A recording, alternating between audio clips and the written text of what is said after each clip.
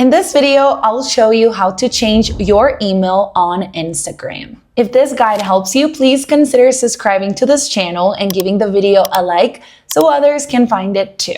Okay, so the first thing we're going to do is to open up Instagram and we're gonna tap on our profile picture right here at the bottom right. Then we're gonna select the three lines that you see right here at the top.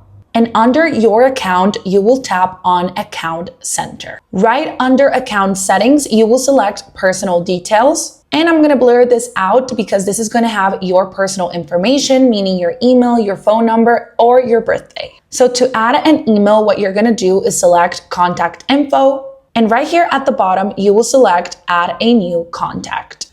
Here is going to ask you if you wanna add a phone number or an email. I'm gonna go ahead and select Email.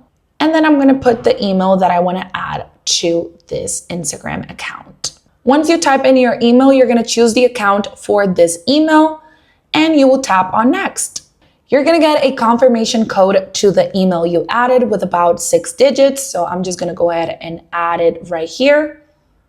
And then I'm going to tap on Next. And that's it. That's how easy you can add a new email or change your email to your Instagram account. Hope that helped.